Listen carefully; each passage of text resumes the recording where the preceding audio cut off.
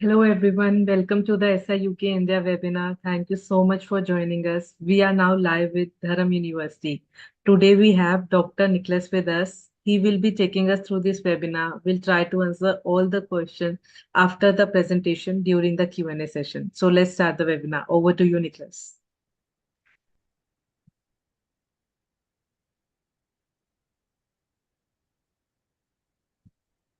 Thank you, Yukti. Yes, I said my name is Niklas Ihssen. I'm Director of Postgraduate Education, and today we want to tell you a little bit about our master's programs in the Department of Psychology at Durham University.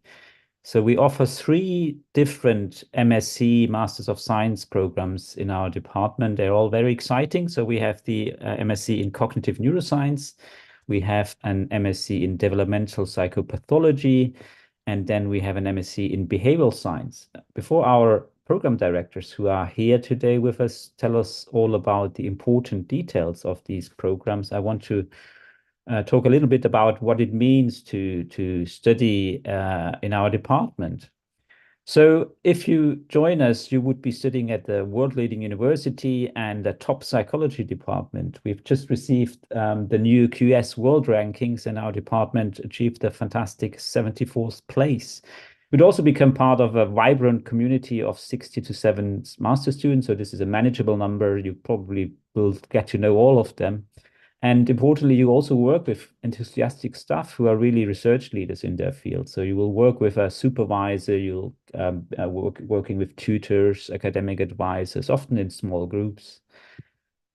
All our master's programs are 1-year courses, so they start in October and end in the September of the following year. And during that year, you will be studying in really state-of-the-art teaching environment. So here you see a photo on the right of our modern teaching and learning centers. You will also be able to use our world-class research facilities in the department, for instance, as shown here on the bottom in the CogNeuro program, the EEG labs, or the brain scanner. And as a student in our department, of course, you have access to these facilities.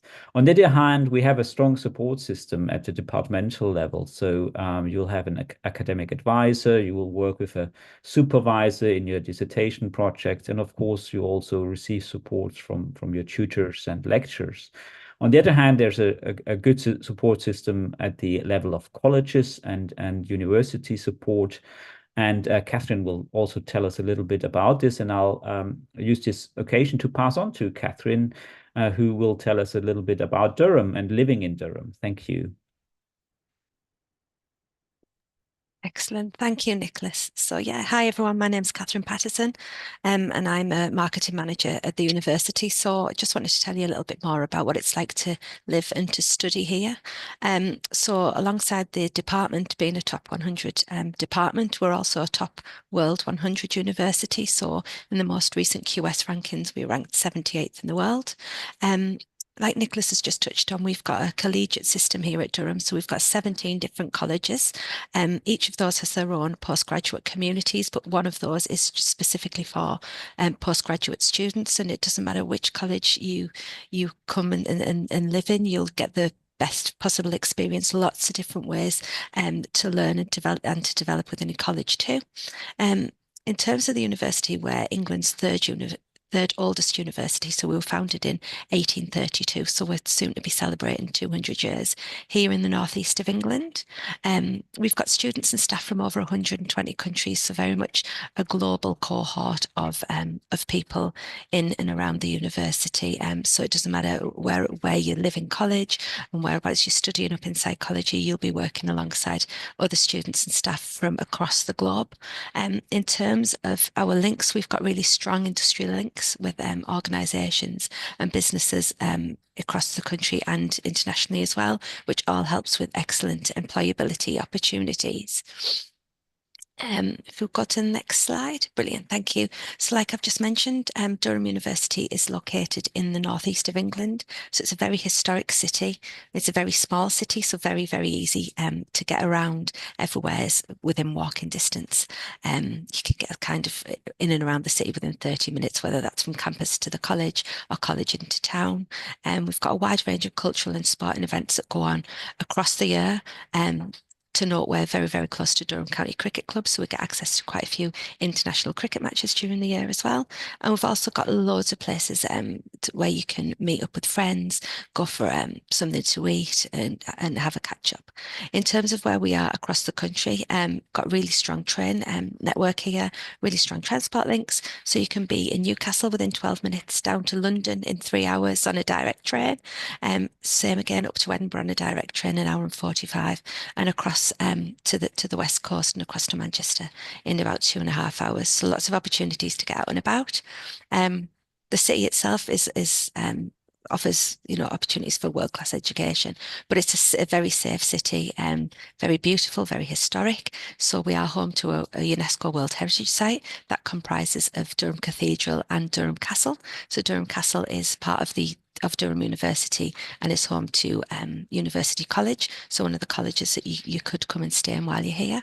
Like I've already said, it is easily walkable, so you can get most places within 30 minutes, and we're surrounded by beautiful countryside, so you can be in the city within 10 minutes. You can be walking along the river or going out and exploring some of the many, many different places that we've got to visit across the northeast of England. Just some stats there in terms of what you can get involved in while you're here. So as part of the college offer and the collegiate community that we've got a whole host of different societies, groups, clubs that you can be involved in. So over 200 student societies. 85% of our students are involved in some sort of extracurricular activity. So whether that be sport, music, theatre, volunteering.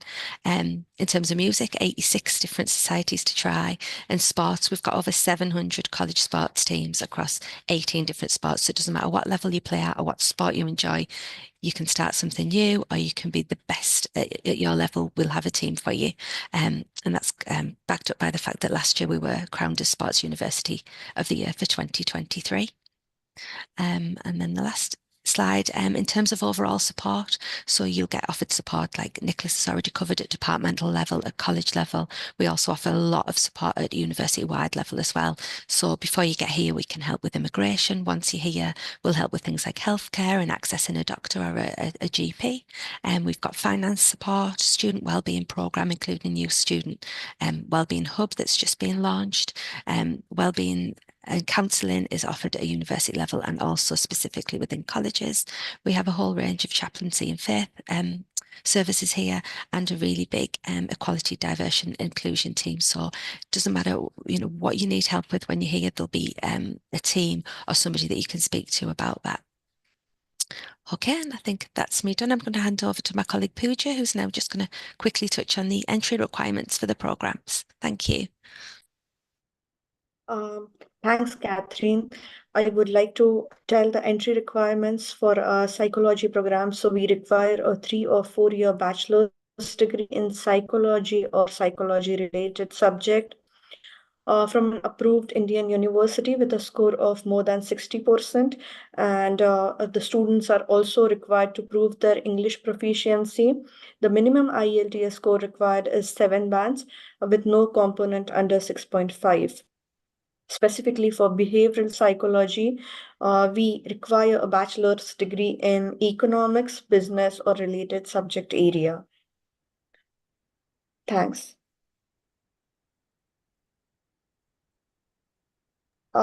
Nicholas, we can move on to the next slide. Yeah, thank you.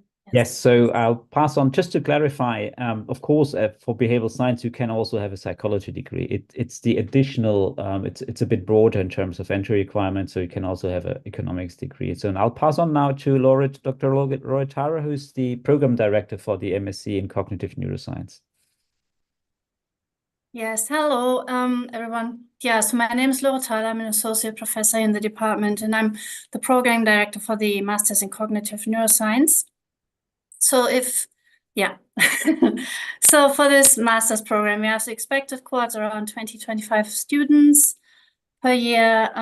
There are other masters in cognitive neuroscience elsewhere, and one thing that I want to point out is that the masters here at Durham really sets itself apart by having lots of practical elements and hands-on experience, which is, a really great and outstanding element of this course. We have, for example, lab placements where we cover different techniques like EEG, TMS, fMRI, and so on. We also have workshops, just to name a few of these opportunities. The master's itself, actually, just like any of our master's programs, is comprised of different components. So we have basically split into 3 thirds. So we have a total of 180 credits, and 60 of these credits are subject-specific modules. So these are specific to the Masters in Cognitive Neuroscience. One module is the current issues in Cognitive Neuroscience module, which is 30 credits. And then we have the Techniques in Cognitive Neuroscience module, which is also 30 credits. So together they make 60. The current issues in Cognitive Neuroscience is a really it's a nice module for cognitive neuroscience specialization. It consists of seminars and practical sessions. The practical sessions are tailored to each seminar, and then there are also workshops which run throughout the year. The Techniques in Cognitive Neuroscience module has a seminar element, and then there are also lab placements where you have one lab placement in the first term and then another in your second term. And these lab placements give you a really good opportunity to get hands-on experience with different techniques on cognitive neuroscience. Techniques in Cognitive Neuroscience also offers programming. At the moment, we do teach MATLAB programming, but there are other options that we're exploring as well. Another third of the master, so another 60 credits, is the advanced research training. This research training is shared across all 3 master's programs. So this is not unique to the Master in Cognitive Neuroscience, but also applies to the other master's courses that you hear about just in a minute. So there is the Critical Research Practice module, which is 30 credits. And then we have Statistics, which is split into 2. In term 1, there's Statistics for Psychology and Behavioral Sciences. As part of this program, you not only learn about statistics, but you also learn programming in R, which is an excellent way really to have a good understanding, to gain understanding of statistics, but also is a great transferable skill as you go on, just like any other programming really. And then in term 2, there's the Advanced Statistics module. Sorry, Niklas, you have to go back 1 slide. What I want to point out is that for this module, so as the name says, it's advanced statistics. So it's a step up from the other module conceptually. In terms of which software we use in this module, we still support R, but we also teach SPSS and AMOS to support some of the more advanced techniques that we're teaching. Right, now we can advance to the next slide.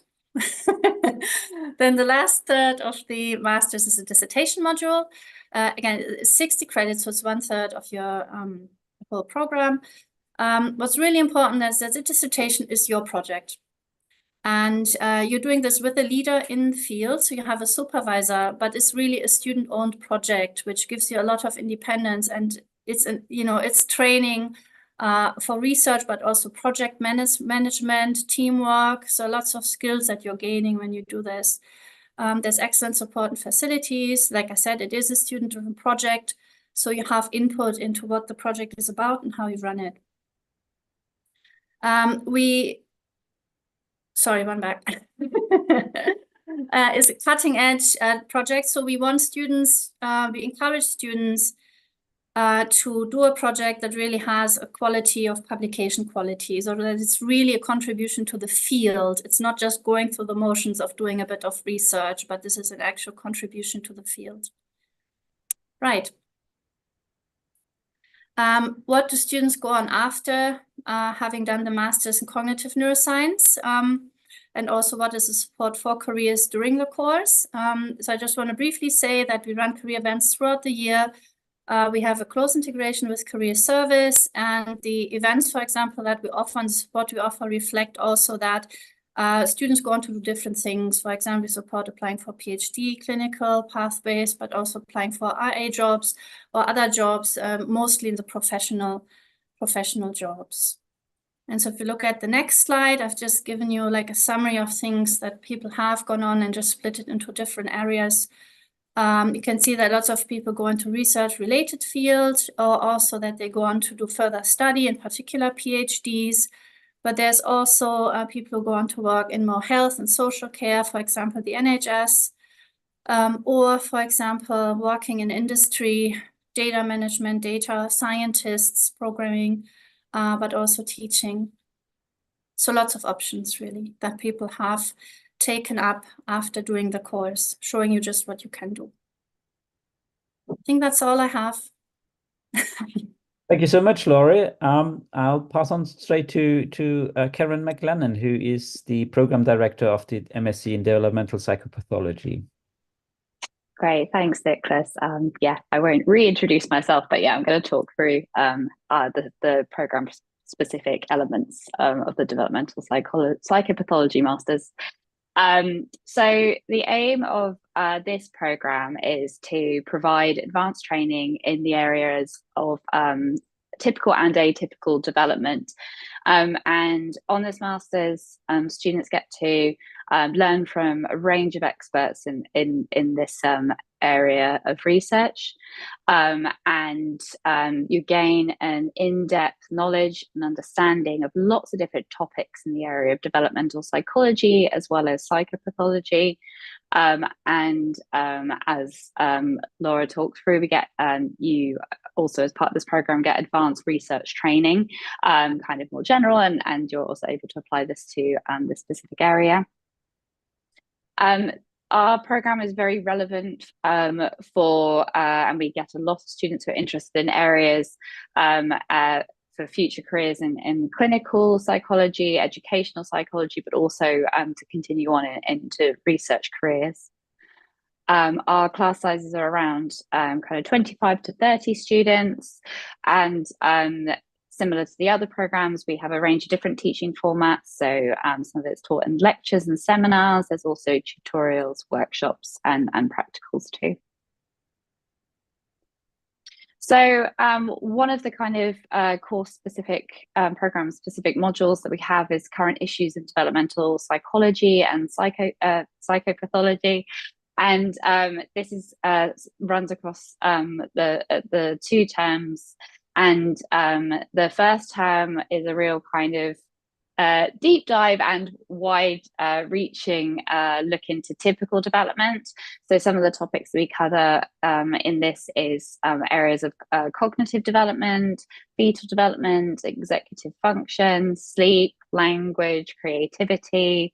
And we also tend to host a workshop. In the last few years, it's been looking at how we use kind of standardized assessments in the area of developmental psychology, such as measures of language and intelligence. And now you've kind of got that great overview of typical development. In term 2, we then look at different developmental pathways, or the kind of developmental psychopathology area.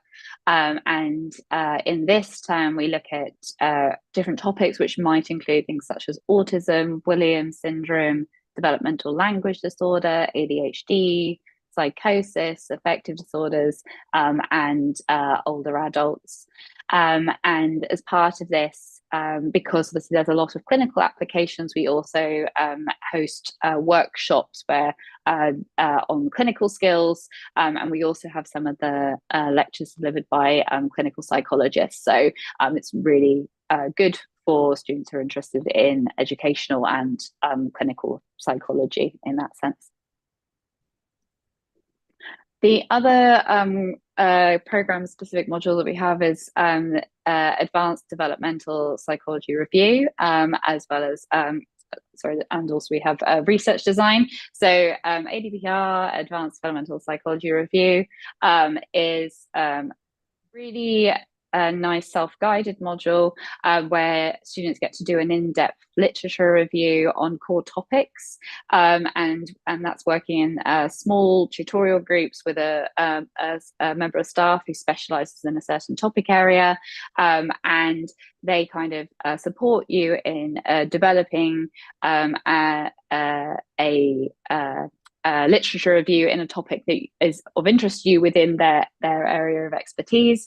And it's a really great module to start off with developing your writing and reviewing skills, which is perfect for when it comes to writing the dissertation later on in the year. And the other module is research design in child and clinical psychology.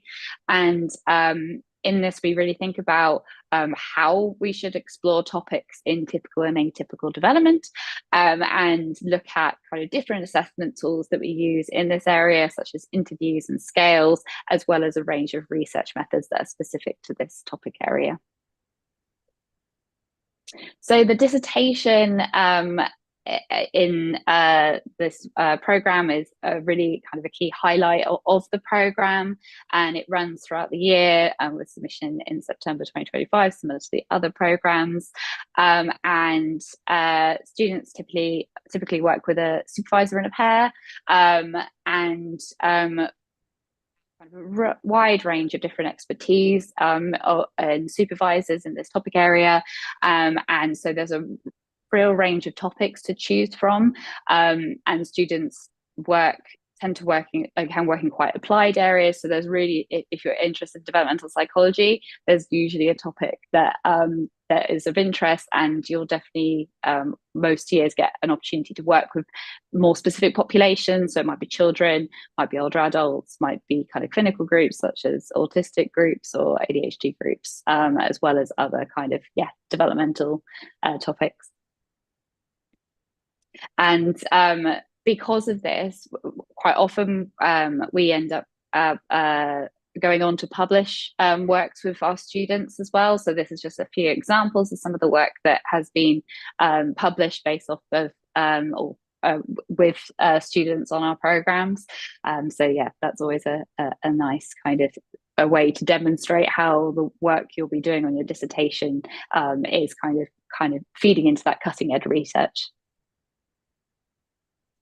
And we've got a kind of a range of positive outcomes from students who have been on this program, and some of the areas that students have got into have been to become assistant psychologists, or have gone into teaching, or become teaching assistants. We've had students who've gone on to be involved in special educational needs or support work, mental health support work, but as well as child protection. And we also have students who go on to research careers, such as going on to PhD positions or going into research assistant positions. So there's a lot of kind of different areas that our students tend to go into after the program. The course, as with the other courses, has a very close integration with the career service. There tends to be events throughout the year. These might change year on year, but generally we try to hold an event related to applying for a PhD, one related to gaining research experience, and applying for clinical and other doctoral training, because a lot of students want to go on to do that. We also, as I mentioned, to do current issues, host guest lectures from clinicians and NHS staff. And we have quite a lot of researchers who teach on the developmental masters from the Centre for Neurodiversity and Development. So quite often our students get to work quite closely as part of that centre, which I'm also part of this centre as well. Thank you very much, Karen. That was very useful. So I'll pass on to Dr. Miki Vasiljevich, and she will be presenting our third and final program today, the MSc in Behavioral Science. Thanks, Niklas. So as Niklas mentioned, I'm the program director of the MSc in Behavioral Science.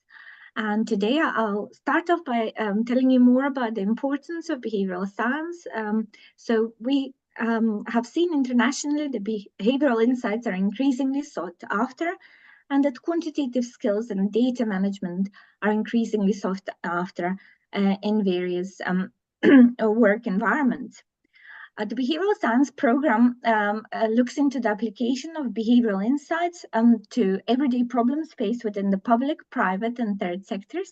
So you can go further. And I apologize about my voice. I've lost my voice a bit. So I hope you can hear me. So I'll start off with the structure of the MSc in behavioral science. Like the other two MScs, we share the core modules in statistics, advanced statistics, and critical research practice, which come up to 60 credits, and then, of course, the dissertation. Then you have specialized modules. One of them is a core module, which is advanced topics in behavioral science, worth 30 credits and running over 2 terms. And in the second term, so in the spring term, you choose from an option of 3 different optional modules. You choose 2. And the optional modules are Power and Influence, Behavioral Insights for Public Policy, and Diversity and Inclusion in Practice. So with that choice of 2 optional modules, that makes up your program, which equals 180 credits, like the other 2 programs that you heard about. Okay, you can go forward, Niklas. So what do we do? So in the advanced topics in behavioral science module, which runs over 2 terms, we cover a range of specific research topics in the field of behavioral science and cover the history and emergence as a discipline. And of course, we go into detail in a number of topic areas. So we do discuss theories and models of behavior change, behavioral insights, behavior indicative topics from year on year are behavior in groups and teams, marketing and consumer behavior, self-regulation, health, well-being, and prosociality, behavior change and risk finance and behavioral decision-making, and also big data, conspiracy theories, and fake news as indicative topics. You can move. One of the optional modules that we cover is Power and Influence, which is proving a very popular module. And the module covers the psychology of individual and group power and the application of various forms of social influence and persuasion to a range of decision-making contexts. It's a very popular module because it gives lots of hands-on experience, like all the other modules, both that are shared with the other programs, but also the advanced topics module. We have lots of workshops, hands-on case studies, negotiation, actual acting out negotiation workshops, etc. And also Dragon's Den kind of discussions where you get to negotiate and persuade and influence decision-making amongst people. We can go to the next module. The second optional module is Behavioral Insights for Public Policy. And here we get expert training in the psychology of behavior change and the application of behavioral insights to a range of public sector problems. So here we discuss behavioral change in health, environmental, financial outcomes, etc. And again, you have lots of hands-on experience, and we also often have guests who come from policymakers, organizations, and practitioners as well. And the third optional module is Diversity and Inclusion in Practice, which is taken by those who are certain or who are really keen to go into the more organizational private sectors rather than the public sectors. And here you get training in the psychology of social and cultural diversity and exploring equality, diversity, and inclusion applications to organizational, community, and cultural contexts. Okay. And finally, of course, we have a dissertation, unlike the other 2 master's modules. This is really an opportunity for students to undertake independent work under the expert supervision to address a new research question in the field of behavioral science. Most of our supervisors come from the quantitative social psychology group in the department, so you could actually already have a look if you're applying for the program and thinking about some of the types of dissertation topics that you might be drawn to, and already start talking to some potential supervisors. And if you, just to kind of touch upon some previous dissertation topics, so like all the other MSc programs in the department, you would be doing a state-of-the-art, cutting-edge dissertation. We usually aim for a publishable project. Many of these actual topics from previous years have been published, and also have some of them have been used in policy making. So, for example, impact of different labeling policies on alcohol and food consumption, that has been used in policy making in the UK and internationally. But also we have worked with organizations where we have done research on nepotism, evaluating different marketing campaigns or group polarization on social media platforms, etc., etc. Okay, and so of course you're all interested what happens after the master's degree. And broadly speaking, what we see is that our students go into HR, workforce management, marketing, communications, advertising, research, market research, consultancy, but also national and local policy making and advisory, consultancy and analytical roles. I've put down on the slides some of the kind of terms that we find that or the roles names that students from our programs have gone on to take on, like people analytics, choice architect, data scientist, head of behavioral change, data and insight, research associate, user researchers, etc., etc. And I think I have only one more slide, and these are just some indicative jobs. So if you search for a behavioral science job, these are some jobs, again, in the local and national civil service, policy service, but also European Union, but also private entities like Uber, World Resources Institute, etc. Okay, so it's a varied field, and of course we have lots of people who go on and do research and stay on to do PhDs and research assistant jobs. Okay, so I think that's it for me. Thank you very much, Miki, and of course also thank you, Karen, Laura, Pooja, and Catherine. I think we have plenty of time for questions now, if there are any. Thank you so much for giving us this insightful presentation. Now time for Q&A. So I'll help you call out the question from the YouTube chat box. So the first question is, are there opportunities for internships or practical experience in the program? I may start to try to answer this, and then I may pass on to our programmers. I think there's, as especially Laura explained, there's lots of hands-on experience within our programs. For instance, in the techniques in a cognitive neuroscience module, where you are exposed to different labs and neuroscience methods. I think there's also strong experiential elements in the other programs, but maybe our program directors may want to comment on this directly as well.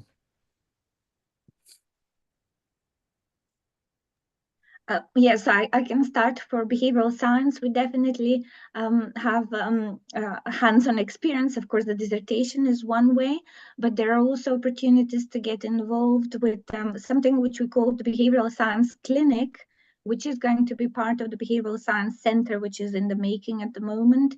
And it often means that you would be working on extra questions beyond the dissertation or beyond what we're covering in the course, for example, helping a charity or helping an organization or a policy-making body locally or nationally that have a behavioral science question, helping them kind of address that question. And with that, you would be working with other members of staff, so you wouldn't be alone, and it might be in a group of other students, etc., etc. So that's for the behavioral science. Laura, Karen, do you want to add anything? Yeah, so I mentioned the cognitive neuroscience, the subject-specific modules, but I can also add a little bit, I think, to the modules like the critical research practice module and the stats modules, which apply to all master's courses. So whilst there are elements where you have like a lecture style delivery, so where you sit in you're learning that way. There's also a lot of, in all courses, in all modules, there's group work. There's practical work where you work through exercises. So it is actually a large portion of the learning is hands-on and experiential in that way. So, and I think maybe for us, because we've been here for a while, so we know how it works, it almost becomes the standard. But it is really true that a lot of the learning feels you work through something either by yourself in an individual exercise or in a group, and there's feedback from staff obviously helping and so on. But there's that element which I think runs throughout all our modules as well. Yeah, and I just wanted to add as well that we often have opportunities for students to get involved in research assistant positions and other kind of impact projects and stuff like that. It's very variable each year. We don't have anything formalized, but most years we do tend to have kind of opportunities for students to get involved and work on different projects with different members of staff and in different labs as well. So yeah, just wanted to add that. Just to chip in finally, outside of psychology as well, there are a whole host of different sort of paid opportunities for work within the university, depending on students' time and what they want to do as extracurricular activities as well. So lots of different opportunities to get involved. Thank you So all. next, sorry to interrupt. You were saying something? No, I just wanted to thanks everybody who responded to that question, but I'll give you the lead. Okay. So next question is, are there any GPA or academic performance requirement for scholarships?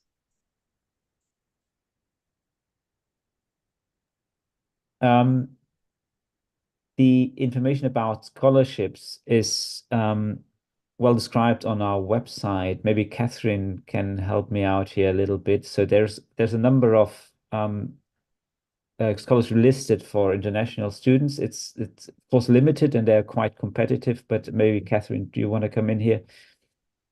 There's a link that we're able to share in the chat that I've just shared there, that gives you all the information about all the different scholarships that we've got available. There is a specific international scholarship that's open to Indian students, so you'll be able to find all the information in the link there. I would like to jump in and state that the international scholarship that is available for Indian students is worth £5,000, and it is an automatic scholarship at the moment. However, once you receive an offer, you would be able to apply for that scholarship. Thank you. Okay, Yeah, so next. So the entry requirements and everything that we discussed, this is specific to the course. So scholarships are sort of separate from that. So next question is, are there opportunities? It's a guaranteed scholarship to all the offer holders for September 2024 intake.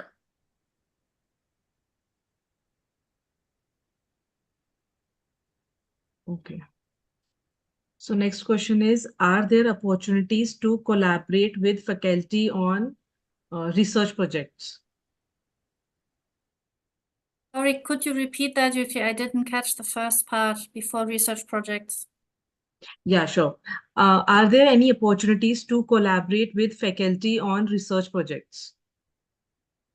Maybe again, I'll start, and then if program directors want, they can also add to that. So of course, I think the dissertation project is the key platform for students to work closely with faculty members, with staff, and they have some influence on actually who they want to work with. So we have an event at the beginning of the year, which is a dissertation fair. In previous years, we had a kind of a speed dating event where students could go around and visit supervisors sitting at tables and quickly talk with them about possible research projects. So I think there's really a close collaborations between students and staff members, especially in dissertation projects, but also outside that. Yeah, so just to emphasize or to echo what Niklas has said, so the dissertation project is a full research project which is done in collaboration with faculty. But if students wish to gain further experience in their time permitting, it is a full-time course. So students will be busy on the course. But then there's, in general, many people will be, it's a friendly department where you will have the opportunity to talk to people. We have weekly seminars and other research events that we hope that students would attend. It's not mandatory, but we do encourage students to do this. We have various research centers. And so there are lots of opportunities overall, but it is also a full-time course. Yeah. So next question is, how do students find a supervisor or mentor for their research? I think I briefly touched on that already. So the dissertation allocation process usually happens quite early in the academic year and the first a few weeks of the first term. And there's different ways you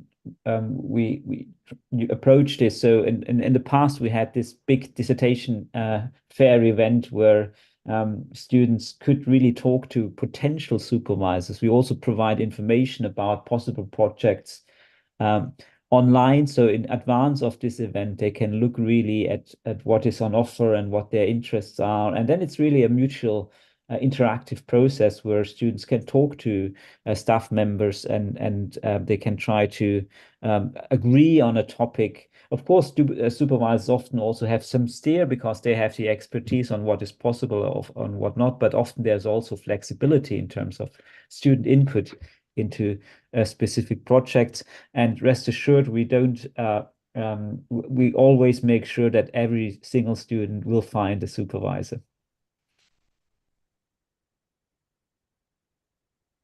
So I have covered all the questions from the YouTube chat box. Thank you for answering all the questions so well. Do you want to share any final words? Myself?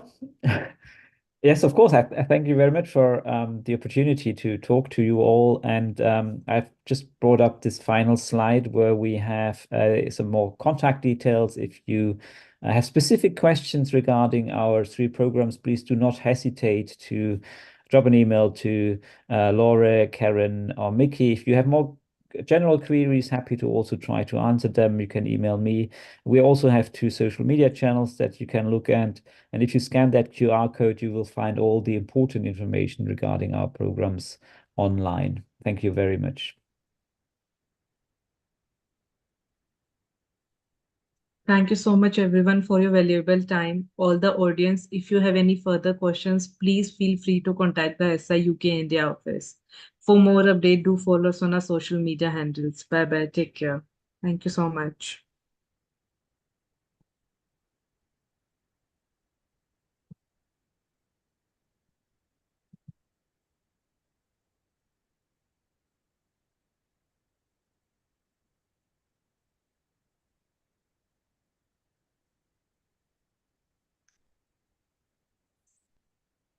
Okay, are we offline? Yeah, no, we are not. We are have to just show this banner Okay. for 2 minutes and Oh, then we sorry. Okay. Yes, that's important.